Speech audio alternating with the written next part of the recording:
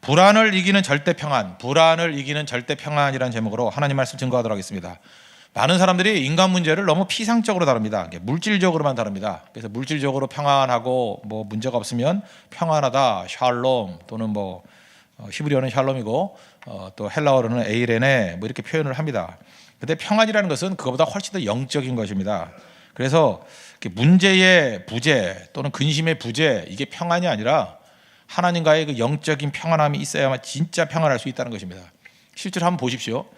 저는 어렸을 때 독재를 경험했습니다. 뭐 어떤 분들은 뭐 그 대통령 때문에 뭐 나라가 잘 됐다 이렇게 얘기하는 뭐 평가는 여러 가지가 있겠지만 어쨌든 간에 독재를 경험했습니다. 제 기억에 우리 아버지도 무슨 중앙정보부에 끌려가서 한번 고통당한 적도 있고, 근데 기억납니다. 무슨 형사란 사람들이 집에 들이닥쳐가지고 집 다 뒤져가고 하여튼 공포시대였습니다. 대학 다닐 때도 정경들이 와서 군합발로 짓밟고 뭐 저 기억 다 있습니다.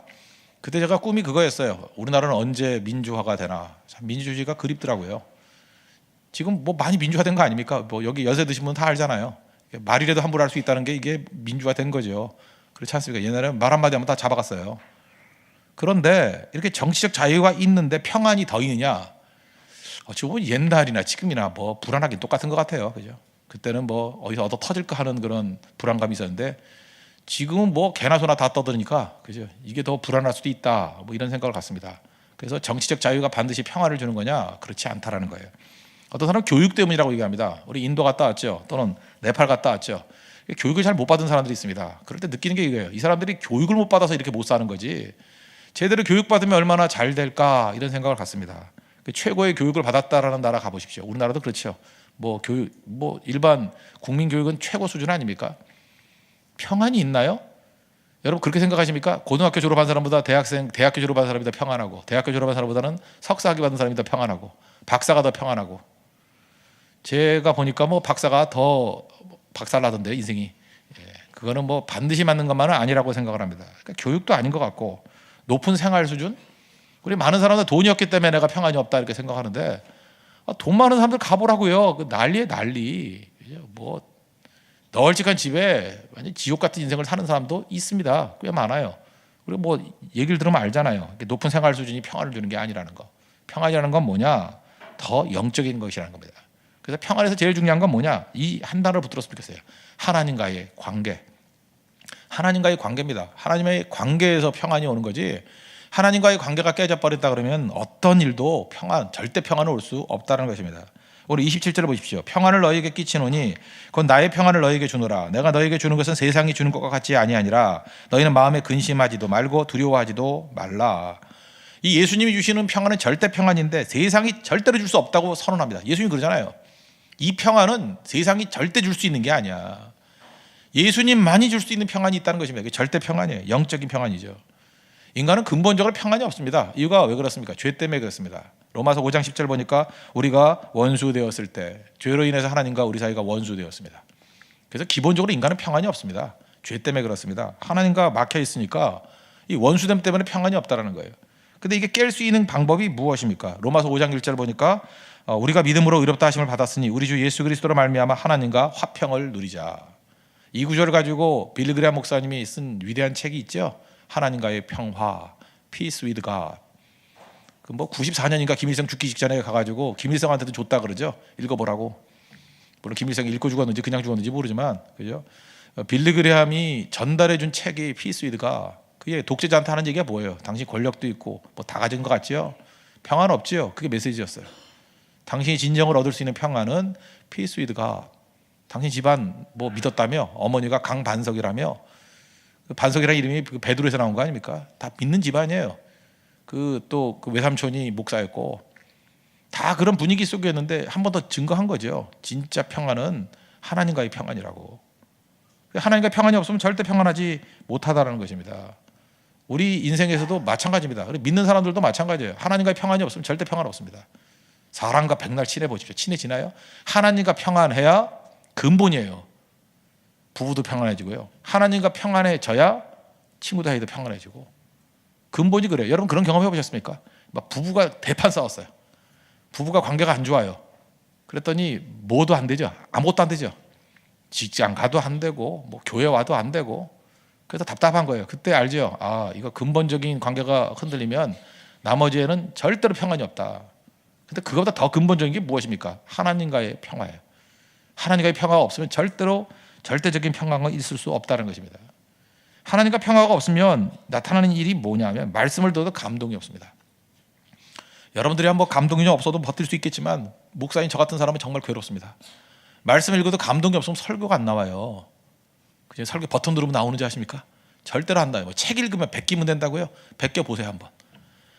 그 베끼는 것도요, 감동이 있어야 베끼죠. 뭐 읽었을 때 뜨거움이 있어야 이게 전달이 되지. 책은 널려 있는데 그럼 뭐 설교 못할 사람이 없게 그냥 뭐 10권 갖다 놓고 이렇게 조금씩 짝 있게 하면 다 되게요? 그렇지 않아요. 이 마음속에 감동이 있어야죠. 감동. 우리 강연하는 사람들 뭐 책이 없어 강연을 못합니까? 자기소개서 이렇게 감동이 있는 것이 선포될 때 일반 강사들도 감동을 주잖아요. 그런데 문제는 뭐냐? 하나님과 평화가 없으면 감동이 없습니다. 다윗이 그런 거예요. 다윗은 하나님을 얼마나 잘 섬기는 사람이었습니까? 시편 32편, 특별히 마음이 갈등 있는 사람들은 꼭 읽어보십시오. 거기에 뭐 사죄의 은총 받은 사람이 복이 있다 이런 선언을 하면서 32장 2절 보니까 내가 입을 열지 아니할 때에 종일 신음했다. 그 다음에 내 뼈가 말랐다. 그래서 주님께서 주야로 나를 누르셨기 때문에 내 진액이 빠져나가서 여름 가뭄에 마른같이 되었다. 무슨 얘기입니까? 바짝바짝 말라가고 있다는 거예요. 하나님으로부터 공급이 없기 때문에. 하나님과의 관계가 깨졌을 때 이런 일이 벌어집니다. 그러므로 여러분 평안 얘기할 때 꼭 잊지 마십시오. 하나님과 먼저 관계 회복하십시오. 주님 앞에 나가서 엎드려야 돼요. 주님 불쌍히 여겨주세요. 나를 건져주세요. 주님 음성을 들려주세요. 기도가 안 나오면 기도의 문을 열어주세요. 말씀이 안 들면 말씀의 귀를 열어주세요. 더 중요한 건 뭐예요? 잘 안 되면 그냥 불쌍히 여겨주세요. 용서해 주세요. 나를 버리지 말아주세요. 다윗의 기도를 한번 잘 읽어봐요. 시편을 읽어보면은 내용이 그거예요. 뭐 논리도 없고 다 없어요. 하나님과 막혀서는 내가 못 살겠다는 거예요. 그건 발버둥이에요. 사실 이런 성경을 갖다가 분석한다는 것 자체가 문제가 있는데 이게 발버둥이에요. 하나님, 내가 하나님과 원수돼가지고 못 살겠어요. 하나님과 막혀가지고 살 수가 없어요. 그거에 대한 그냥 자기 상황에서 막 떠드는 거예요. 뭐 진액이 마르게 되었다, 뼈가 마르게 되었다, 뭐 신음한다, 눌렸다. 뭐 언제까지 이러십니까? 뭐 그거 뭐 준비해서 쓴 거겠어요? 하나님과 막혀서 난 더 못 살아요, 그 얘기예요. 여러분들 여러분의 언어로 얼마든지 그렇게 얘기할 수 있잖아요. 나 못 살아요. 나 하나님과 원수돼가지고 못 살겠어요. 하나님 제발 용서해 주시고 나에게 음성 들려주시고 기도를 들어주시고 만나주세요. 그때 평강이 옵니다. 저는 우리 교회 모든 성도들이 지금도 답답하고 눌려있는 것들 엉뚱한 데 찾지 마십시오. 하나님과의 관계에서부터 풀어야 됩니다. 하나님 날 만나주세요. 나를 불쌍히 여겨주세요. 들려주세요. 내가 부르짖을 때 응답해 주십시오. 하나님과 우리 사이에 이렇게 막혀있는 창이라 그러면 이렇게 먼지가 많이 있으면 햇빛 잘 안 들어오잖아요. 막혀있어요. 그거 닦아내야 됩니다. 닦아내고 하나님의 빛이 들어올 수 있는 상황이 되게 만들어야 된다는 거예요. 뭐 여러분들이 말하는 회개일 수도 있고 부르짖음일 수도 있고 발버둥일 수도 있고 어떤 것이든 좋습니다. 중요한 건 뭐예요? 절대 평안은 하나님과의 관계 회복에서 또 온다는 거. 피스 위드 가. 이게 주제가 되어야 된다는 것입니다. 하나님과 평화를 이룰 수 있는 믿음의 정대기를 축원합니다. 그러면 그 다음에 나타나는 현상이 뭐냐? 주님이 빛을 비춰주시죠. 하나님과의 관계 회복이 되면 내 영혼에 햇빛 비춰주시는 예수님이 계신다는 거예요. 빛을 비춰주시면 그때 절대 평강이 온다는 것입니다. 환경에서 오는 거 아니에요? 환경에서 오는 거. 우리 빌립보 감옥에 갇혔을 때 사도행전 16장 25절 보니까 밤중에 뭐 어두컴컴한데 뭐 착고에 채워가지고 뭐 바울과 실라가 있잖아요. 거기서 하나님 빛이 비치니까 기도하고 하나님을 찬송하며 이게 어두컴컴해 보여요? 밝아 보이죠. 죄수들도 듣더라. 그래서 옥문 열리는 사건이 벌어지잖아요. 뜨거운 일이 벌어져요. 뜨거운 일들이. 왜 그래요? 하나님 빛이 비춰지니까. 환경이 중요한 거 아니에요. 그래서 여러분 예수 믿는 사람은 언제 드러나냐면 가장 어두울 때, 가장 절망의 상황에 그 사람은 이상하게 평안해요. 왜? 하나님 빛이 비춰지니까. 가장 뭐 난간에 놓여 있고 뭐 못 살고 먹을 것도 없고 그런데 이상하게 얼굴은 빛이 있어요. 왜요? 하나님이 빛을 비춰주니까. 감옥에 있는 요셉, 노예로 팔려간 요셉 보세요. 빛이 비춰주니까 어디 노예 같아요? 감옥에 있는 사람 같아요? 특별히 보십시오. 그 사도행전 12장 같은 데 보니까 베드로 얼마나 겁 많은 사람이니까 예수님 따라다니다가 그 계집종이 뭐 같이 있었지 그랬더니 막 예수님 부인하고 저주하고 그랬던 사람인데 야고보 죽였어요. 야고보. 그러니까 요한의 그 형제 야고보를 죽였다고요. 첫 번째 순교자. 그리고 난 다음에 베드로 잡아놓고 그 다음 너 죽이겠다 그러면 보통 같으면 어떻게 돼요? 사실 한번 떨듯이 부들부들 떨면서 잠이 안 와야 될 거 아니에요. 근데 천사가 와서 꺼내주려고 그랬더니 얼마나 깊이 자는지, 야 일어나 일어나, 야 미스터 배 일어나 일어나, 안 일어나요. 그래서 성경은 뭐라고 얘기합니까? 사도행전 12장 7절 보니까 옆구리를 쳐 깨워. 그래서 천사가 승질나니까 옆구리 발길이 뻥 쳤더니 그때 깼다는 거예요. 누구야 뭐야. 그때 쇠사를 벗겨가지고 나왔다 그러잖아요. 이게 뭐예요? 절대 평안. 감옥 속에서도 하나님께 주시는 절대 평안이 있으면 된다는 것입니다. 뭐 지금 시험을 앞두고 있는 입시생들도 있죠. 뭐 어떤 때는 그래요. 뭐 떨려가지고 뭐 시험을 못 봤다. 뭐 그럴 수 있죠. 뭐 떠오는 게 인간이니까. 하나님의 절대 평안이 임하면요 안 떨어요. 너무 안 떨어서 졸다 올 수도 있어. 너무 평안해가지고, 그죠? 그 정도로 평안함이 있다는 거예요. 하나님이 주시는 평안함. 빛이 비춰주면 그런 일이 있다라는 것입니다. 하나님의 빛이 여러분 가운데 비춰져야 됩니다. 교회도 마찬가지예요. 하나님의 빛이 비춰져야 성도들이 살아나요. 우리 가정도 하나님의 빛이 비춰져야 살아난다고요. 우리 사업도 생업도 학업도 하나님의 빛이 비춰지면 다 살아나게 된다는 것입니다. 저는 이 하나님의 빛하고 제일 그 연관이 있는 미술 사조 그러면 인상주의라고 생각해요. 인상주의. 뭐 마네, 모네, 르누아르 뭐 이런 거. 시카고 가면 르누아르 그림이 제일 많대. 그 뉴욕에 가면 더멧 가면은 그 거기도 뭐 거기 마네 그림이 많은 것 같고. 저는 인상주의 그림이 제일 좋아해요.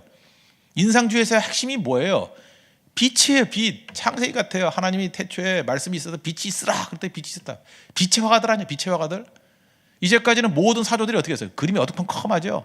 그리고 색깔을 다 정해놨다고. 나뭇잎은 녹색, 뭐 물빛은 푸른색, 뭐 뭐는 무슨 색.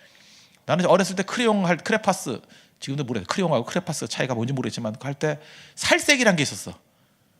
그 내 색하고 다른데, 그죠? 난 그보다 더 하였는데 살색이라는 게 어떤 색이에요? 그 누리 티팅하는 게 살색. 그럼 뭐 흑인들은 게 살색 아니잖아요, 그죠? 그런 말이 어디 있어 세상에? 그러니까 색을 다 정해놓은 거예요. 그래서 창의력이 하나도 없었어요. 애들이 사람 그릴 땐 다 살색만 그려요. 그 살색만 없는 거예요. 그 뭐 다 써가지고 그거는 꼬투리 조금 남고 뭐 쓸데없는 거 많이 있고. 근데 저는 창의력이 있어요. 살색에다가 딴 색을 칠했어요. 막 녹색도 칠하고 했더니 물론 점수는 거의 안 나왔지만 선생님이 저를 이해를 못한 거죠. 이 천재성을, 그죠? 이해 못한 건데 어쨌든 정해지는 게 아니죠. 그 다음에 제가 인상주의 얘기를 듣고 난 다음에 놀랬던 게 뭐냐면 이 사람들은요 색이 어디냐는 거예요. 색은 빛의 반사인데 빛이 비춰주는 거에 따라 다르다. 그래서 캔버스 들고 실내에서 실외로 나가버렸어요. 그래서 그 대표적인 만해의 그 뭐죠? 그 해돋이 인상인가요? 해돋이 인상이라는 거 똑같은 장면에서 수백 장 그린 것 같아요. 내가 본 것만 해도 2, 30장이 넘어요. 그죠? 해가 뜨기 전에 뭐 뜨는 중에 뜨고 난 다음에 빛이 달라지잖아요. 빛에 따라서 계속 다른 그림을 그려놓은 거예요. 그때마다 해돋이 인상 계속 달라져요. 계속. 얼마나 놀라워요. 그죠? 그런 것들이죠. 빛이죠. 빛. 검은 것도요. 빛이 비춰지면 반짝반짝 빛난다고요. 이 인상주의가 내가 볼 때 성경 말씀에 가장 맞는 그 접근이라고. 우리는 빛의 반사를 보는 거 아니에요. 내가 어두우면 어떻고 내가 부족하면 어떻고 모자라면 어때요? 하나님께서 우리 빛이 비춰주시면 빛나는 인생이 될 수 있다는 것입니다. 사울도 마찬가지예요. 사울도 다메섹 도상에 가다가 하늘로부터 밝은 빛이 비춰지니까 그의 인생이 핍박자에서 하나님의 전도자로 변화가 되잖아요. 빛이 비춰지니까 빛나는 인생이 된다는 것입니다. 그래서 우리에게도 중요한 게 뭐예요? 내 인생이 누추하다 힘들다. 그렇지 않아요. 빛을 비춰주면 빛나는 인생이 돼요. 모세 보세요. 시내산 올라갔다가 하나님 만나고 난 다음에 얼굴에 빛이 났잖아요. 광채, 카란. 그걸 갖다가 이제 히브리어에 그 모음이 없거든요. 모음 잘못 갖다 붙여서 케렌 이렇게 갖다 붙여가지고 케렌이 뿔이란 뜻이거든. 그래서 미켈란젤로 그 모세 그릴 때 보면 여기다 뿔 하나가 있다고. 이 뭐야? 그럴 때 성경 오역 그러면 되죠. 이 불가타라는 성경에 케렌이라고 번역을 해가지고 모세가 하나님 보고 난 다음에 이마에 뿔이 났다라고 번역을 했어. 정말 그걸 읽을 때마다 난 뿔이 나요, 그죠? 뿔이 있다고. 광채거든요. 얼굴에 광채가 났다. 카란. 우리 인생에 하나님 만나면 왜 뿔이 나겠어요? 빛이 나지. 하나님께서 우리에게 빛을 비추시면 카란, 빛이 비치는 거룩한 인생이 된다는 것입니다. 마지막 한 가지 더. 그럼 우리가 해야 될 사명이 뭐예요? 이제 좀 평안 좀 주고 살자고요.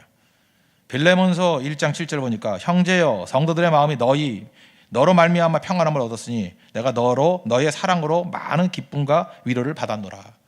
위로 받고 난 다음에 빛을 비치고 난 다음에 이 빌레몬서니까 골로새 교회겠죠. 골로새 교회에는 많은 성도들이 위로 주는 사람이 됐어요. 성도가 그래야죠. 남에게 해를 끼치는 게 아니라 위로 주는 인생. 저는 이렇게 생각해요. 두 종류 사람이 있더라고요. 상처가 많은 사람이 있죠. 상처. 나 이런 단어 쓰는 사람 별로 좋아도 안 하는데 맨날 뭐 상처가 어떻고 뭐 상처는 부인이 죽어야 상처인데 하여튼 전부 다 상처래. 상처가 많다. 뭐나 상처가 있다 막 이러는데 두 종류라니까요. 상처가 많은 사람이 다른 사람이 상처를 줘요. 스크래치를 낸다고. 그 상처 많은 사람 옆에 안 가잖아요. 상처를 줬기 때문에 남에게 상처를 주고. 근데 하나님 빛이 그 가운데 비춰지면요, 어떻게 변화가 되느냐 하면 wounded healer, 상처 입은 치유자가 된다고. 그 상처 때문에 상처가 아픈지 얼마나 많은 아픔이 있는지 알기 때문에 위로자가 되어줘요. 이 축복이라고요. 그래서 복음이 필요하다고 생각합니다. 교회에 상처 입은 사람들이 와야 돼요. 와가지고 은혜를 못 받으니까 맨날 교회 와서 상처받은 사람이 상처 주고 다니지.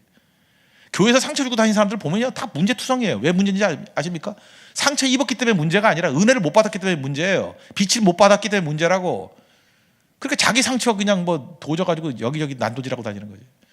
상처 입은 사람은 예수 그리스도의 빛을 받아야 돼요. 빛을 받아야 돼요.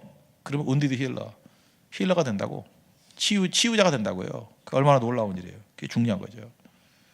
그 옛날에 뭐 해피투게더인가 거기 보면은 저는 신동엽 저 개인적으로 좋아도 안 하고 하는데, 제가 신동엽 그 글 쓴 걸 봤어요. 그 어떤 사람 평가 이런 거 뭐 직접은 아닌데, 신동엽이 왜 많은 사람들에게 이렇게 인기 있는 사람이 되느냐면 배려심이 뛰어나대요.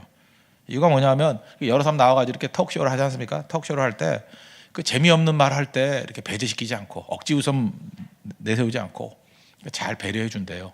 뭐 유재석도 그렇겠지만. 그 다음에 또 분위기 썰렁하면 소외된 출연자에게 이렇게 기회를 줘가지고 이렇게 딱딱한 분위기 속에서 이렇게 풀어나가게 만들고. 특별히 그 가수 그 이효리 있지 않습니까? 뭐 제주도 가가지고 예쁜 집 짓고 살고 있는 여자 이효리가 그런 얘기를 해요. 이효리 잘 보면은 뭐 얼굴이 예쁜지 모르지만 좀 어눌하지 않아요? 어눌하죠. 근데 이효리가 그런 얘기를 했어요. 신동엽 씨가 아니었으면 나의 어눌함이 매력적인 요소로 드러나지 않았을 거라고. 이효리의 매력이 뭐였어요? 약간 어눌하고 좀 멍청해 보이는 매력 아니었어요? 신동엽이 그 역할을 해줬다. 뭐 한 사람 바보 만들면 막 까르르 웃잖아요. 그거보다는, 그런 쓰느낌 있는 것보다는 슬며시 미소 짓는 그런 게 좋다. 근데 신동엽이 그 뭐든지 이렇게 탁월한 것들은 뿌리가 있거든요. 왜 이렇게 잘할까? 왜 이렇게 배려심이 있을까? 알고 봤더니 상처가 있는 거예요. 형님이 청각장애인이에요. 귀가 안 들려요. 신동엽의 형님이 뭐 신동찬인지 신동짐인지 뭔지 모르지만 하여튼 형이 있을 거 아니에요. 형 이름 기억이 안 나네요. 뭐 신동 뭐였던 것 같은데, 형이 청각장애인이에요. 그래서 어려서부터 안 들리니까 텔레비전 잘 안 봤대요. 코미디 보고 웃으면 온 가족은 웃고 있는데 형은 멍하게 있잖아요.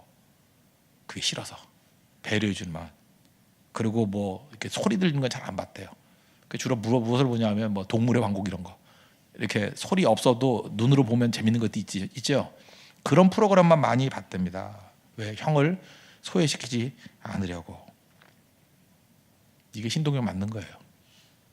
우리 가운데도 아픔이 있지 않습니까? 가족들 사랑하잖아요. 그 사람 배려해주는, 배려가 능력이에요. 그래서 그 사람 자꾸만 배려하다 보면요, 모든 사람이 이기적이고 자기밖에 모르는 이 시대 가운데 그 사람만 독특하게 나오는 거예요. 그 배려가 능력입니다. 능력. 그 미국이나 뭐 캐나다나 이런 데 이민 가서 사는 사람 있지 않습니까? 거기 가서 참 묘해요. 그 북미 쪽에는 그 노스 아메리카 쪽에 사는 애들은 한국말 못하는 애들이 종종 있어. 근데 그 사우스 아메리카 쪽에는 다 해요. 뭐 브라질, 뭐 파라과이 이쪽 애들은 한국말 다 잘해. 그런 거 보면은 한국말 못하는 애들은, 그 교민들은 다 한국 무시하는 애들이에요. 여러분들 우리 같이 무시하면 돼요. 한국말 못하는 애들이 와가지고 얼쩡얼쩡거리잖아요. 근데 같이 무시해버려. 걔네 분명히 한국 무시하는 애들이에요. 그러니까 한국말 안 배웠지. 부모가 그러든지 본인이 그러든지. 그런 집안의 애들도 이제 애들이 둘이 있잖아요. 그럼 말에 딸이 둘이 있다 그러면 언니는 한국말을 잘해. 동생은 한국말을 잘 못해. 또 아들 둘이 있다고 합시다. 뭐 형은 한국말을 못하는데 동생은 잘하고. 특징이 있어요. 바이링걸, 한국말도 잘하고 영어도 잘하는 애들의 특징이 뭔지 알아요? 배려심이 있는 애들이에요. 걔네들은 왜 배우는지 알아요? 한국 사람들이 영어 못한다는 걸 알아요. 그래서 저 사람이 영어 배워서 내 말을 알아듣는 건 주님 오실 때까지 힘들다 걸 알기 때문에 배려하는 마음으로 한국말을 배워요. 내가 배우는 게 낫지. 그래서 바이링걸 하는 애들 보면요, 한국말도 잘하고 영어도 잘하는 애들 보면 착해요. 애들이 착하고 배려 잘하고 마음이 따뜻해요. 꼭 선한 사마리아 사람 같아. 정말 좋은 애들이에요. 그런데 별 이유 없이 한국말 못하는 애들이 있죠. 교만이 하늘을 찌르고. 또 하나 성깔 정말 나쁘고요.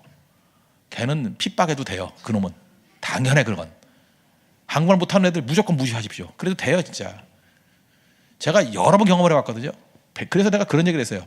내가 좀 좋아하는 애 하나 있어서, 야 임마, 네가 진짜 한국 사람으로 잘 살아가면 너 무조건 생명 걸고 한국말 배우라고. 근데 걔가 남 배려를 잘 안 해요. 네가 한국말 배우는 게 배려의 첫 번째 걸음이다. 너 지금 할머니하고 같이 다니는데 할머니하고 영어 되냐? 할머니 지금 영어도 못하는데. 그러니까 할머니하고 대화도 안 하고 그냥 밥이나 차려주면 먹고 나가긴 하고. 그러니까 안 되는 거예요 그게. 집안 사람들 다 한국말 쓰는데 안 배웠다는 건 뭐냐 하면 관심이 없고 배려가 없다는 거예요. 제가 단면을 얘기했는데 우리 이 땅을 살아가면서 우리가 조금 더 힘 있는 사람들 아닙니까? 조금 더 배려하고 좀 더 애쓴다 그러면 얼마든지 맞춰줄 수 있어요. 강한 자가 맞춰주는 거예요. 그 배려예요. 하나님께서 우리에게 빛을 비춰주셨잖아요. 은혜 주셨잖아요. 그 받은 바 은혜 헛되지 말고 이제 섬기는 데 써야 됩니다. 그래서 누가 나를 맞춰준다 이런 소리 하지 말고 성숙한 사람일수록 연약한 사람을 맞춰줄 줄 아는 거, 그게 평안 받은 사람의 능력이라는 거예요. 그럼 평안해집니다. 에이레네 샬롬 피스가 임한다는 거예요. 우리 그런 능력이 많은 하나님의 거룩한 백성 되기를 바랍니다. 제일 중요한 거 하나님과 좋은 관계 맺으십시오. 그럼 하나님이 빛을 비춰주시고 우리가 다 빛나게 될 것이고 이제는 평강을 베푸는 하나님의 거룩한 종 되기를 축원합니다. 예, 모두 자리에서 일어나겠습니다. 내 영혼의 햇빛 비치니 428장 우리 1절 찬양하고 다 같이 기도하도록 하겠습니다. 428장입니다.